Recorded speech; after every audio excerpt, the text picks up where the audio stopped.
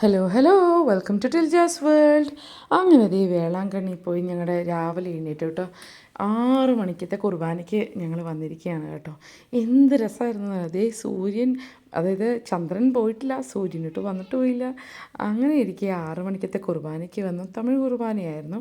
പക്ഷേ ഞങ്ങൾക്ക് തിരിച്ചു പോകാനുള്ളതുകൊണ്ട് നമ്മൾ ആദ്യം തന്നെ കുർബാനയെല്ലാം കണ്ട് നല്ല ഇതായിരുന്നു കേട്ടോ. നല്ല ക്ലൈമറ്റായിരുന്നു, നല്ല തണുപ്പായിരുന്നു. അത് ഇന്നലെ രാത്രി നല്ല തണുപ്പായിരുന്നു കേട്ടോ, നല്ല രസമായിരുന്നു. അപ്പോൾ അവിടെ ഇങ്ങനെ കുറേ ഇങ്ങനെ പ്രാവുകളാണോ ഒരു തരം പ്രാവുകൾ ഇങ്ങനെ വന്ന് നല്ല സൗണ്ടായിരുന്നു അത് കേട്ടോണ്ടിരിക്കുക. അത് കഴിഞ്ഞിട്ട് അവരിങ്ങനെ ഒരുമിച്ച് ഇങ്ങോട്ട് പറന്നു പോകുമായിരുന്നു. അത് രസമായിരുന്നു ആ കാഴ്ച കാണാനായിട്ട്.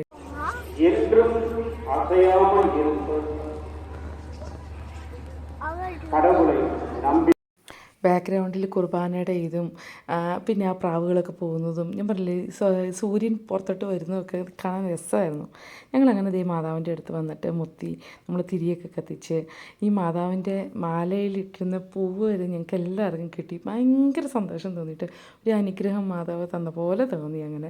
അങ്ങനെ ഞങ്ങൾ അവിടെ കുർബാനയെല്ലാം കഴിഞ്ഞ് ഞങ്ങൾ തിരിയെല്ലാം കത്തിച്ച് വാഴ്ത്താനുള്ളൊക്കെ വാഴ്ത്തി കുറേ ഞങ്ങൾക്ക് എല്ലാവർക്കും കിട്ടിയിട്ടോ. കുറച്ച് പൂക്കളൊക്കെ ആയിട്ട് ഞങ്ങൾക്ക് എല്ലാവർക്കും ഭയങ്കര സന്തോഷമായി. അത് ഈത്തനത് പിടിച്ചുകൊണ്ട് കിടക്കുന്ന അതാണ് സൂക്ഷിച്ച് ഭയങ്കര സന്തോഷമായിരുന്നു. പിന്നെ അവിടെയുള്ള വലിയ പള്ളിയിലും ജസ്റ്റ് ഒന്ന് കയറി പ്രാർത്ഥിച്ചു. ഇഷ്ടം പോലെ ആളുകളായിരുന്നു കേട്ടോ. ഇവിടെ നിന്ന് ഞങ്ങൾ നേരെ തിരിച്ച് തന്നെ വീട്ടിൽ പോകാൻ പോവുകയാണ്. ബ്രേക്ക്ഫാസ്റ്റ് കഴിക്കണം. അപ്പോൾ ഹോട്ടലിൽ ഞങ്ങൾ സ്റ്റേ ചെയ്ത ഹോട്ടൽ വലിയ കുഴപ്പമില്ലായിരുന്നു. അവിടെ ബ്രേക്ക്ഫാസ്റ്റും ഉണ്ടായിരുന്നു ബുഫേ ആയിട്ട്. ഞാൻ മാതാവിനൊരു നോക്കുകൂടി കണ്ട് മാതാവിനോട് യാത്ര പറഞ്ഞ് ഞങ്ങൾ അവിടെ നിന്ന് ഇറങ്ങി. ഇവിടുത്തെ ഈ വൈബ് നല്ല രസമല്ലേ. അവിടെ മുല്ലപ്പൂവൊക്കെ ഇരിക്കണം കണ്ടപ്പോഴേക്കും എനിക്കും അവൾക്ക് കൂടി വേണ്ടി കുറച്ച് മുല്ലപ്പൂ മേടിച്ചു. പക്ഷേ നമ്മൾ നാട്ടിലെ മുല്ലപ്പൂ ആ പക്കാ മുല്ലപ്പൂ അല്ല കേട്ടോ, വേറെ എന്തോ പൂവാണ്. അപ്പോൾ ഞാൻ എൻ്റെ മൊട്ടത്തലേനോട് എനിക്കത് ചൂടിത്തരാൻ പറഞ്ഞു. അങ്ങനെ ഞങ്ങളെല്ലാം കഴിഞ്ഞ് ഞങ്ങളിത് വാനിലൊക്കെ കയറി. എനിക്ക് ഈ മൊട്ടത്തലേൻ്റെ ഈ മുട്ട കണ്ട് ഞാനിങ്ങനെ ഭയങ്കര ഫാസിനേറ്റഡ് ആയിരുന്നു. എനിക്ക് എന്താ ഇങ്ങനെ എന്താ പറയുക, ഒരു ജെൻസിനെ ഞാനങ്ങനെ കണ്ടിട്ടില്ല. അപ്പോൾ അങ്ങനെ കണ്ടപ്പോഴേക്കൊരു ഭയങ്കര ഇതായിരുന്നു. ജെൻസ് എനിക്ക് വേണ്ടി ഡെഡിക്കേറ്റ് ചെയ്ത് പാട്ട് പാടുന്നതാണ് ഈ രംഗം.